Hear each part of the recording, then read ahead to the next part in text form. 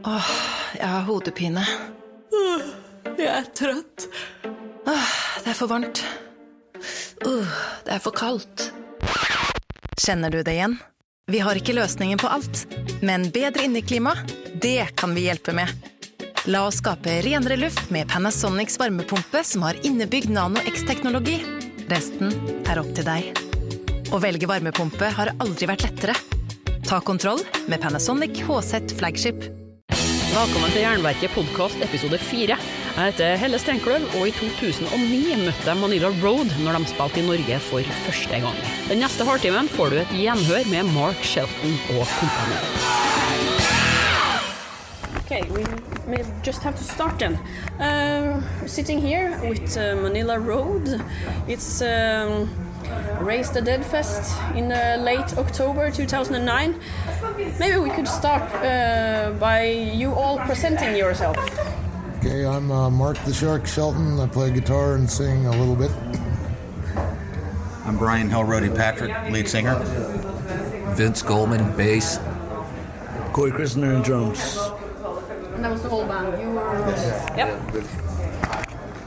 Yeah, Manilla Road has been in the game since 1977, when you were high school kids. Well, I was already out of high school by then.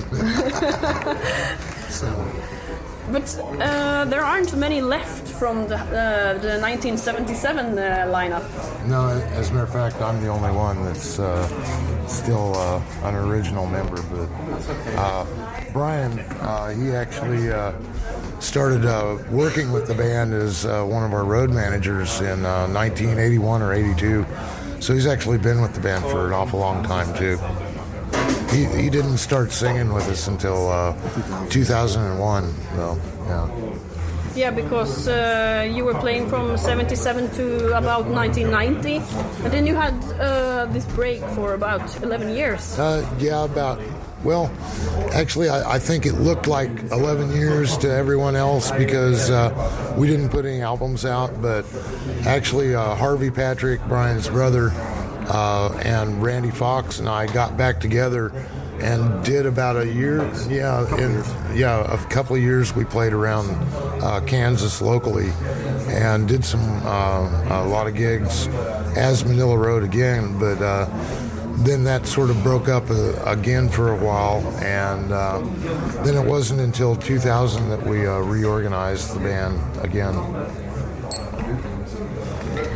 But you came with your first album already in 1980, Invasion, and then you came with Metal in 1982. Yeah. But the sound that we know as Manilla Road, the true epic heavy metal sound, that came in 83, is that correct? Yeah, with 83 Crystal Logic? Crystal Logic. I think that's when we really started to develop more of the true sense of what we were about at that point, or at least the true sense of the sound for the band. And especially the epic stuff actually started even back as far as Invasion, because one of the songs on that was The Empire, which was like a 14-minute epic. But the real heavy metal aspect of the epic metal side of it didn't really start being pronounced with the band until 83 with Crystal Logic, yeah. But how did you get there? How did you develop this particular sound? I stumbled into it. No, actually, we started out being more of a space rock band at first, and it was just, as time went on, my influences were really heavy bands like Black Sabbath and UFO and stuff like that. And I eventually, it was like a quest for being faster and heavier. And the quest finally led us to that Crystal Logic type sound. And I think another thing that changed during those time frames is that I was going to college from like around 1980 to 83, and I was studying anthropology, and that type of research led to how I started writing my lyrics, you might say. So that's when all the lyric content sort of turned to more of a historical, legendary, mythological type of sense to the lyrics. So, and I think that made a big difference in what directed us towards the epic style. Yeah, because you often have a concept with your albums, or a lyrical concept. Quite often, yes, and that's something that we've sort of strived for over the years, and the concepts range from either things that I've invented in my own head, or literature that I'm really into, or history, mythology, legends, folklore, things like that, from all over the world, actually, but mostly European stuff. Yeah, your last album, Voyager. Yeah, you have a Viking team there. Yeah. That's pretty Nordic. Well, some of my family heritage comes back to Norway. One of my grandmothers was Norse, my other grandmother was Swedish, so it's sort of a ancestral thing, and I'm just really into the Norse mythology, and I don't know, I guess it's in my blood. But you, throughout the years, Manilla Road has come out with quite a lot of albums. But what? 16 studio albums, I think. 16, yeah. What is your personal favorite here? I really like Crystal Logic, and I think many people do. Well, I think that seems to be the general consensus that it's one of our most classic albums. Personally, I don't know if I'd have to just pick one as a favorite. Boy, it's really hard to pick just one, but I think I'd say Gates of Fire. Why? Well, I don't know. And it's really hard to choose because I like Voyager a lot, too. I think most artists usually, they think that their newest work is their best, you know, so, and I'm no different. I always think that, too, but Gates of Fire, I think we had a really good production going on that one. That was the first album we did with Corey, and his drumming is just ultra fantastic. And the historical and legendary topics that we were using during that, and the literary topics we used in that album, were all ones that I'm really deeply enthused about. And there's not a song on that album that I don't like. And I think it took me like 2 years to research the Roman stuff that we did on there, you know, the Fall of Ilium stuff. You know, I'm a huge Robert E. Howard fan, so the Frost Giant's Daughter stuff was just, you know, like a dream come true to be able to do that type of stuff. And then the Battle of Thermopylae, you know, it's like the most classic story of you know, giving oneself for truth and justice and honor. And I don't know, I just, the whole album, I love every guitar solo on it. I love all the drumming on it. The musicianship I thought was excellent. I thought it was just overall one of the best albums we'd ever done. But I'd have to throw out there too, I really like Voyager, I like Atlantis Rising a lot. I really like The Deluge and Mystification.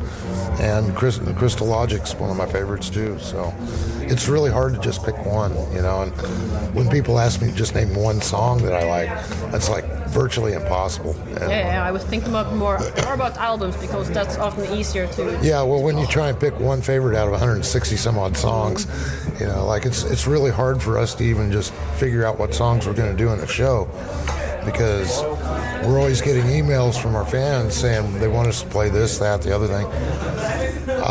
You know, they always want us to play enough songs that it'd take us 5 hours to do all the songs that they want to hear. So it's really hard for us to pick and choose which ones we should do. Jeg har hodepine. Jeg trøtt. Det for varmt. Det for kaldt. Kjenner du det igjen? Vi har ikke løsningen på alt, men bedre inneklima, det kan vi hjelpe med. La oss skape renere luft med Panasonics varmepumpe som har innebygd nano-X-teknologi. Resten opp til deg. Å velge varmepumpe har aldri vært lettere. Ta kontroll med Panasonic HZ Flagship. Julen bedre med Meny, og våre matarbeidere står klare til å hjelpe deg med juleforberedelsene. Denne helgen får du blant annet et stort utvalg norsk angusbiff til minus 30%, 400 gram fersk norsk kjøttdeig til 54,90. Årets lutefiska skrei til 139 kroner per kilo. Og plukk og miks 3 for 2 på alt fra Jakobs utvalgte. I butikk og levert rett hjem. Meny. Spiser du bedre, lever du bedre.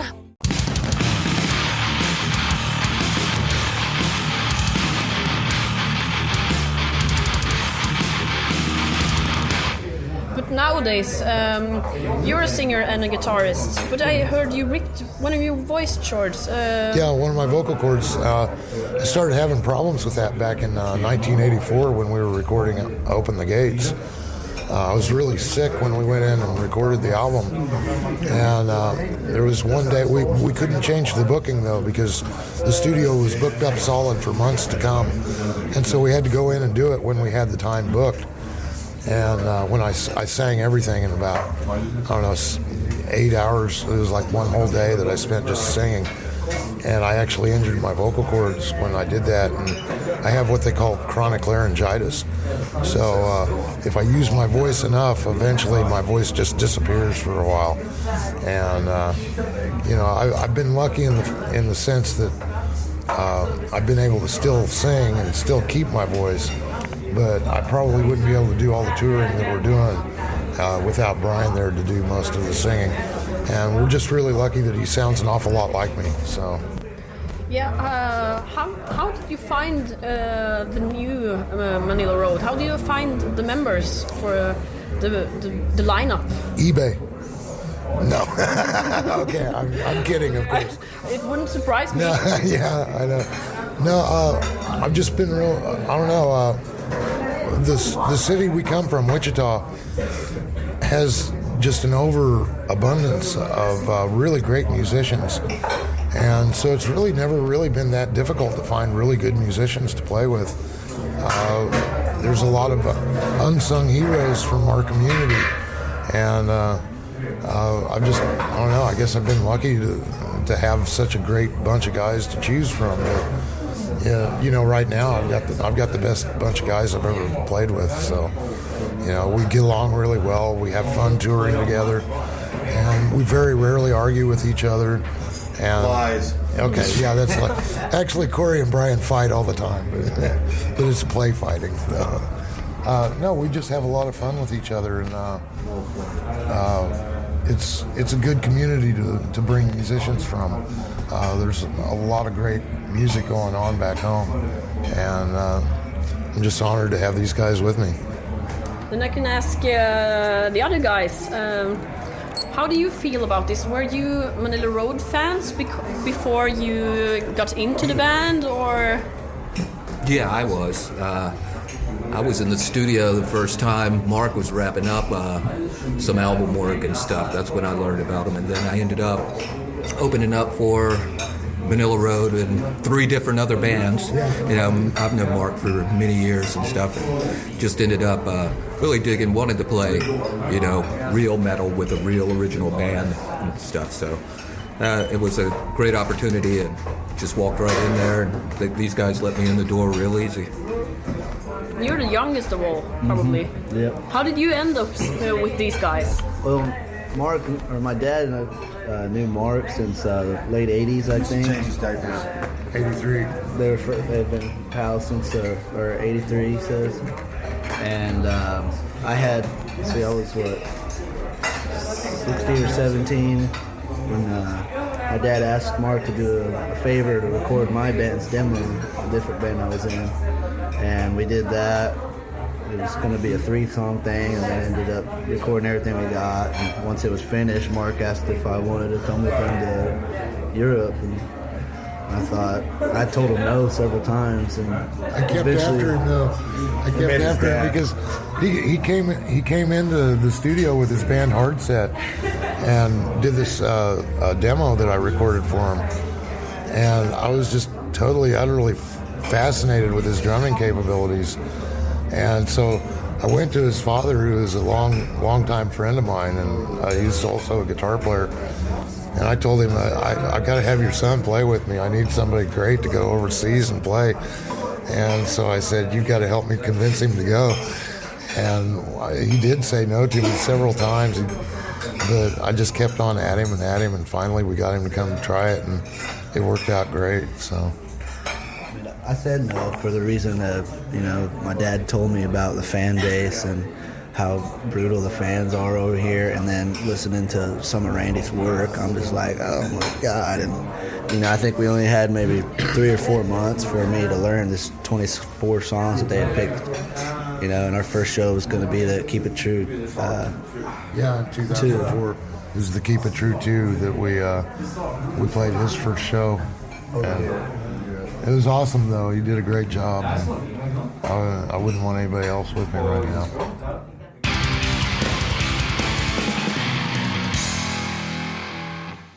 You are a band that has... You're sort of a combination of being a bit underground, but still you are big among metal fans. And I don't know quite how to describe it, but you've been honored where 18 bands from all over the world made a tribute. Yeah.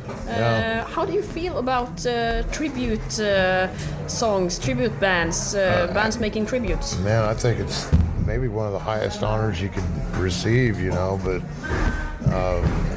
first of all, I thought you had to be dead to have that happen, so I'm glad I'm not dead. I guess most people don't get to see their own tribute albums come out, but Rush. Yeah, Rush, Working Man's Rush, I guess, was one of those. But I tell you what, it's so incredible to think that that my music and this band has influenced so many other bands around the world, and it was when it all took place, I was just floored. It was just such an honor, and I'm still just totally tripped out about it. I mean, it's like, I can't believe that we've been that influential to so many other musicians. So, it's hard to explain how it makes you feel, because it's like one of the most awesome feelings in the world to have that kind of exaltation from other bands that I think are extremely good myself.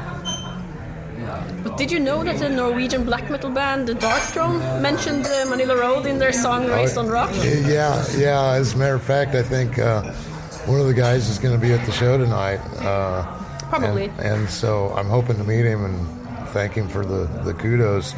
Yeah, I thought that was pretty well, too. That's probably one of the other times that I felt like I'd been, honored beyond what I should have been. Great stuff. Is this your second time in Norway? Or? No. Actually, this is the first time the band's been in Norway. Yeah, and we go to Finland after this, and it'll be the first time we've been there as well. It's incredible that over the last I'd say year or two, we've played in an awful lot of places that we've never been before, and we've been really received well everywhere we go, and the people are just fantastic. And Norway's been no different. Everybody's just been really nice, and I can't wait to play tonight, and I can't wait to come back and do it again. Because this is an old school metal festival, Raise the Dead, with a lot of old school bands.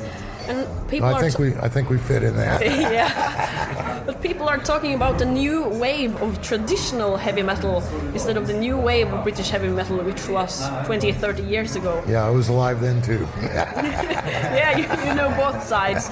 But what do you think is the reason that people search back to the old metal or the true metal? Titles of what they give us, it's unbelievable. Yeah, it's strange because, it's always hard for us to put a moniker on ourselves. The term epic metal for us came out of everybody asking us, well, what do you play? And we didn't know what to tell them because we couldn't even tell ourselves what style it was. And so we just started saying, well, it's epic, And of course, we were a heavy metal band, so it turned into epic metal. I don't know. I think the reason people are looking back towards the old style so much, though, is because it was extremely artistic. It's sort of like with me. I was really highly influenced by bands from the '60s, and the '70s, and And then the bands of the 80s were really influenced by bands of the 70s. And it just keeps on going. But I think it was John Luca of Battle Ram that put it really well to me just the other day. He was saying that, how did you put it, man? It's just that the metal of the 90s and of the nowadays, if you don't go back to the old school, you don't sound metal because you have to go to the roots. Yeah, now I remember exactly what he said. See, like I was influenced by guitar players like Jimi Hendrix and Michael Schenker, and of course that wasn't really heavy metal per se back in those days, you know. Tony Iommi even still doesn't say he's heavy metal, you know, from Black Sabbath. He just says it's heavy rock. But those were the guitar players that I was really influenced by, or at least some of them. And so we sort of took that style and brought it into our own essence.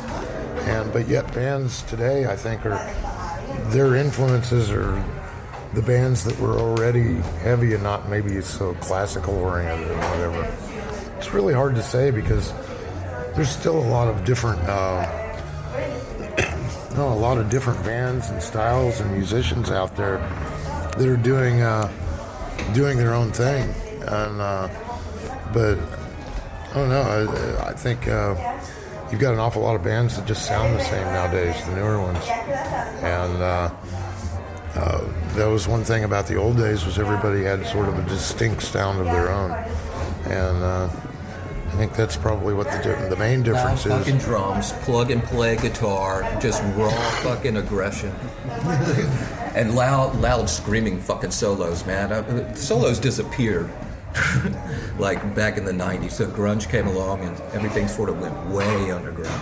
So now I'm seeing a resurgence from a lot of metal bands. And people were sick of scene is coming back. Yeah, he's probably right about that, about the guitar solos. You know, the guitar solo thing did sort of disappear for a while. And I think that's one thing that the older, truer metal thing is all about still, is the guitar solo.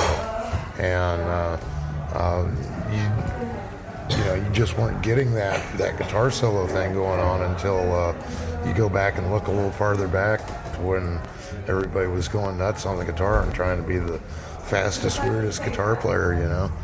So I think it's a combination of a lot of things, but more than anything, I think it's the search for that lost chord, the search for the sound that's the divine sound, you might say. And I think we're all still looking for it. So. But when it comes to guitar playing, after over 30 years of playing the guitar, are you still as eager to rehearse and learn new things? I heard you also play the piano and drums. Yeah, I do. And I play bass, and I love playing acoustic guitar. And Skin flute. Skin flute, yeah, I play skin flute.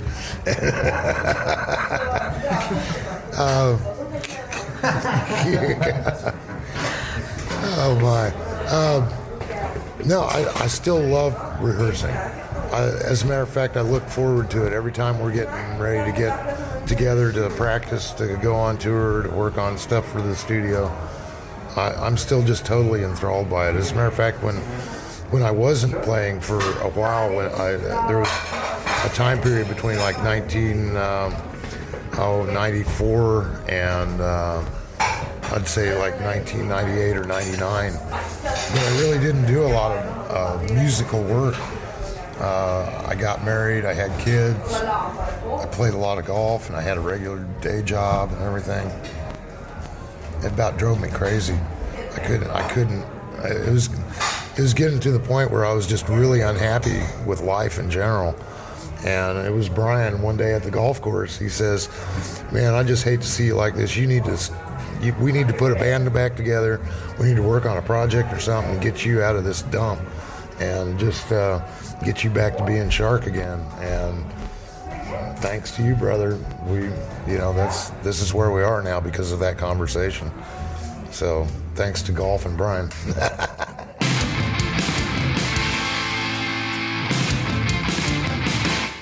But Mark the Shark Shelton, You want to tell me how you got this name? Yeah, sure.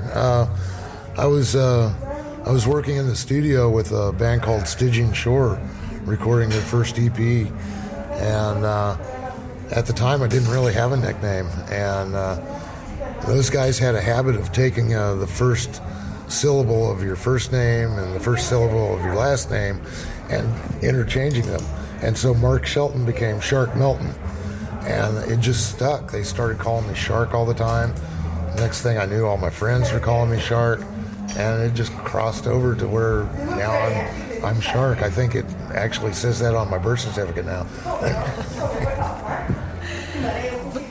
Could you tell me about the dreams of Eschaton? Because you were supposed to record this early in the 80s, but it didn't come out until 2002, and then under another name. Yeah, under Why? the name Mark of the Beast.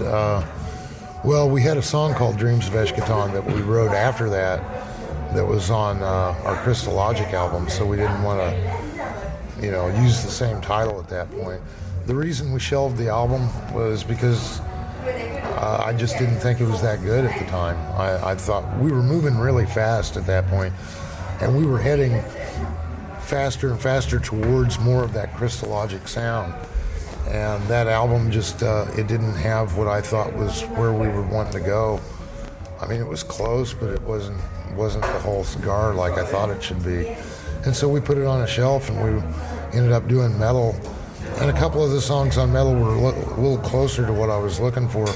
But, it really wasn't until we did Christologic that it really all started to come to fruition, and that we started realizing, how we needed to approach the music to be what we wanted to be at that point. So that's how that happened. Oh, and then, when it got re-released, I was hounded by the guys that owned Monster Records for about 10 years. And they'd call me up every 6 months or so and try and talk me into releasing it. I'd tell them, no, it sucks, I don't want it out there. And then they'd call me up another 3 or 4 months later, and we'd do the same thing. And finally, 10 years later, there was one day, he just caught me in the right mood. He called me up, Dennis Bergeron did, and he called me up and he said, look, I know you're going to tell me no, but I've got to call and ask again. I said, okay, whatever. You've called me for 10 years. Fine, you're persistent. I like that. You can have it. Let's do it. And so that's how it finally ended up coming out. And now I'm actually really glad it's out there, because in my old age, I've decided that it's okay to have old stuff out there that maybe doesn't sound quite as professional as it should, because it still has the spirit in the music, and that's what's really important. It's not necessarily whether it's produced perfectly or the musicianship is mistake-free. It's more important that the feeling is in the music, and it's definitely in the music for that album, so I'm glad it's out there now. I reckon you are writing new music and want to give out more albums. Oh, yeah, as a matter of fact, we've just finished writing all the songs for our next album, and we're working on recording it in the studio right now. As a matter of fact, as soon as we get back from this little mini tour, we're going back to the studio and starting to work on finishing it up. And like I said, all the music's written at this point, but not all the tracks are laid down yet. So we're about maybe halfway done with it or something like that, and hope to have the new project out by next summer. How does the rest of the band contribute to the writing? I know you are writing much of the lyrics and probably riffs. What do the others do? I pretty much just let them go. I show them what I've got, and then it's up to them. So yeah, collaborate. He's generous as far as letting us come up with parts and ideas. Not straying too far from this or that. But if there's something that sounds, oh, that sounds great, we'll go with it. I heard you were going to play a 2-hour set tonight. What can we expect from this? We'd have to kill you if we told you. Okay, this will be aired first in 1 week, so you can tell me. I can tell you. So, we don't have to kill her then. Okay.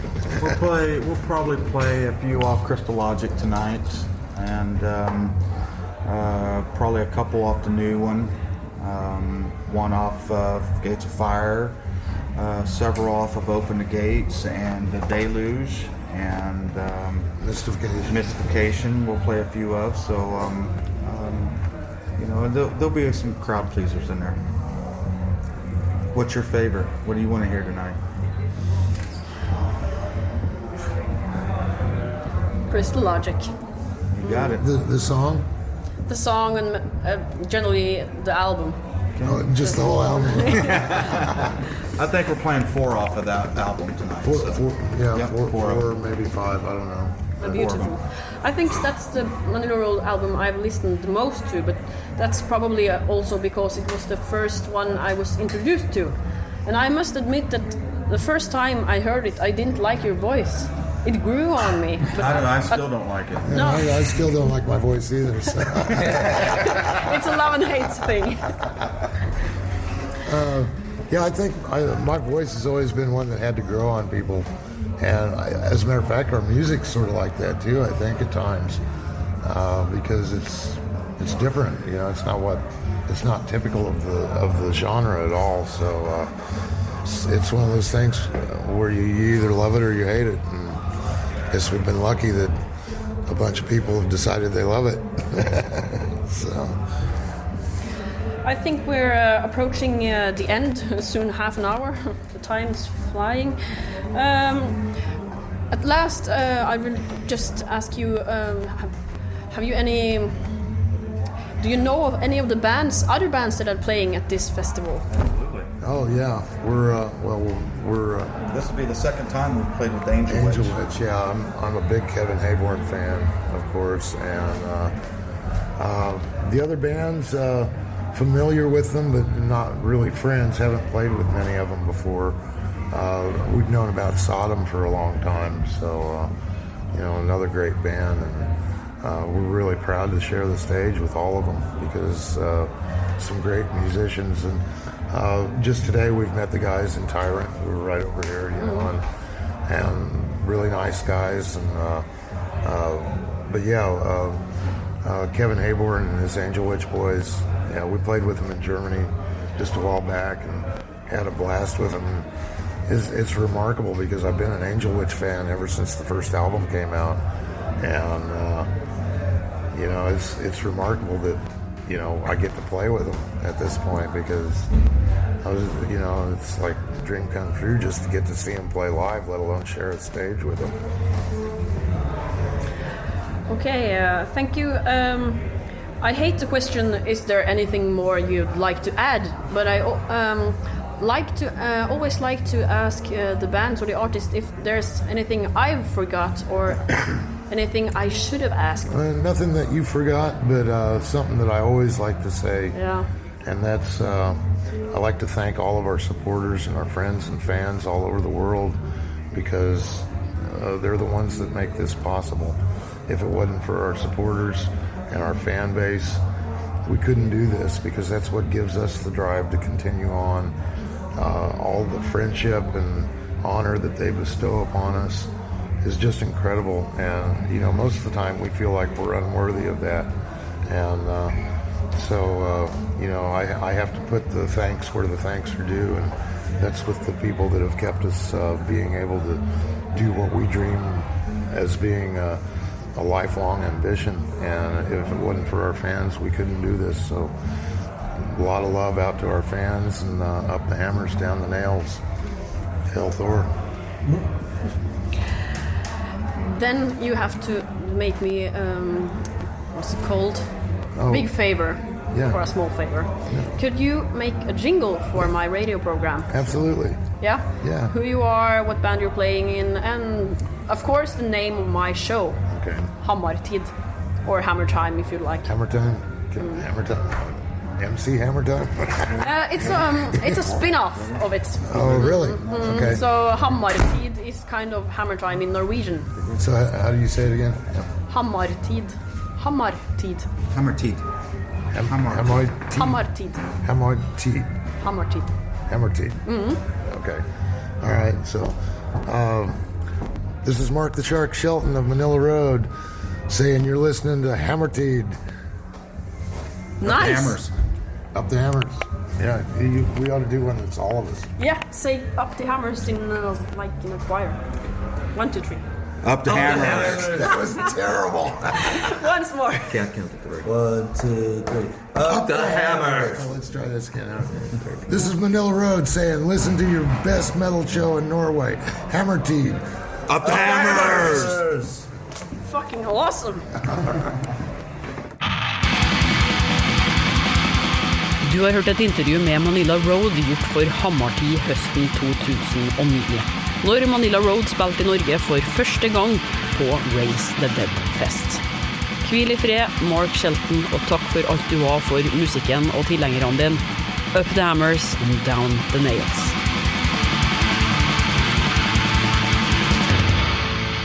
I Jernverket podcast episode 5 møter vi Nekromanteon anno 2013.